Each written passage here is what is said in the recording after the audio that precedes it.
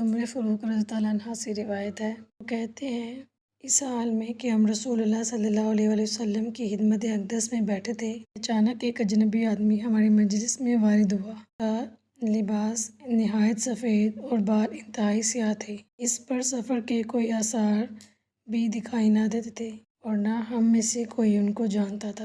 تب وہ اجنبی آدمی رسول اللہ صلی اللہ علیہ وآلہ وسلم کے سامنے صلی اللہ علیہ وسلم کے گھٹنوں سے گھٹنے ملا کر بیٹھ گیا اور کہا، اے محمد صلی اللہ علیہ وآلہ وسلم، مجھے بتائیے کہ اسلام کیا ہے؟ آپ صلی اللہ علیہ وآلہ وسلم نے جواب میں فرمایا، اسلام یہ ہے کہ آپ اس بات کی گواہی دیں کہ اللہ تعالیٰ کے سوا کوئی معبود برحق نہیں، حضرت محمد صلی اللہ علیہ وآلہ وسلم اللہ کے سچے رسول ہیں، اور یہ کہ آپ نماز قائم کریں، زکوٰۃ ادا دیں، رمضان المبارک کے روزے رکھیں، اور اگر زیادہ راہ کی توفیق ہو تو بیت اللہ شریف کا حج کریں۔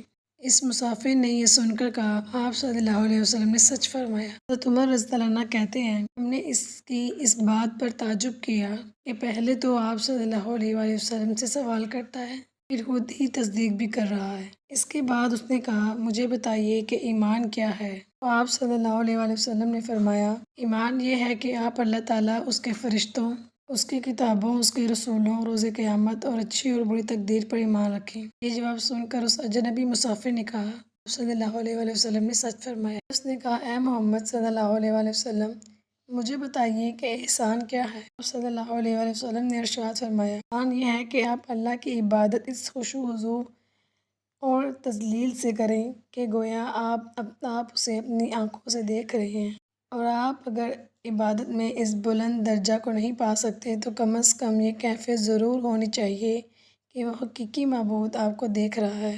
تو پھر اس نے کہا، مجھے آپ صلی اللہ علیہ وسلم قیامت کے بارے میں بتائیں کہ کب آنے والی ہے؟ آپ صلی اللہ علیہ وآلہ وسلم نے جواب میں فرمایا کہ قیامت برپا ہونے کے بارے میں موصول جس سے سوال کیا جا رہا ہے، سائل سوال کرنے والے سے زیادہ نہیں جانتا۔ اس پر اس اجنبی مسافر نے کہا کہ اس قیامت کی علامت ہی بتا دیں۔ صلی اللہ علیہ وآلہ وسلم نے ارشاد فرمایا، قرب قیامت حالات یہ ہو جائیں گے، لونڈی اپنے آقا کو جنم دے گی، مطلب یہ کہ اولاد اپنی ماں کو اپنی زر خرید نوکرانی تصور کرے گی، العیاذ باللہ، اور آپ دیکھیں گے کہ ننگے پاؤں، ننگے جسم، بھیڑ بکریاں چرانے والے چرواہے لوگ بڑے بڑے بلند و بالا عمارتیں کھڑی کرنے میں ایک دوسرے پر فخر کریں گے۔ حضرت عمر رضی اللہ عنہ فرماتے ہیں کہ وہ اجنبی مسافر اتنی بات کرنے اور سن لینے کے بعد وہاں سے تو چلا گیا، مگر ہم تھوڑی دیر تک خاموش بیٹھے رہے۔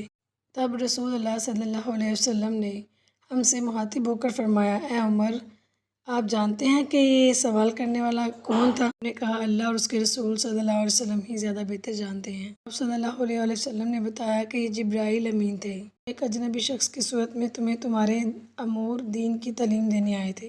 حدیث جبرائیل ایک مشہور حدیث ہے، اس کے راویوں میں عمر بن خطاب اور ابو ہریرہ جیسے بڑے صحابہ شامل ہیں۔ اس روایت کو مسلم و بخاری نے اپنے صحیح میں روایت کیا ہے۔ روایت کے مطابق جبرائیل علیہ السلام فرشتہ انسانی صورت میں آئے اور محمد صلی اللہ علیہ وآلہ وسلم سے ایمان کیا ہے اور دیگر سوالات کیے۔ یہ گفتگو کرنے کے بعد وہ چلے گئے تو محمد رسول اللہ صلی اللہ علیہ وآلہ وسلم نے اپنے اصحاب کو بتایا کہ یہ فرشتہ جبرائیل تھا، تمہیں دین کی تعلیم دینے آئے تھے۔ اسلام کا تعلق انسان کے ظاہر سے ہے، جسے اسلام قبول کرنا کہا جاتا ہے، جس کی پہلی علامت اللہ کی الوہیت کی وحدانیت اور اللہ کے علاوہ ہر کسی معبود کے باطل ہونے اور محمد صلی اللہ علیہ وآلہ وسلم کو اللہ کا آخری رسول ماننے کا اقرار کرنا ہے۔ یقیناً اللہ کے ہاں دین تو صرف اسلام ہی ہے، اور جو کوئی بھی اسلام کے علاوہ کوئی اور دین چاہے گا تو اس سے کچھ بھی قبول نہیں کیا جائے گا، اور وہ شخص آخرت میں نقصان پانے والوں میں سے ہوگا۔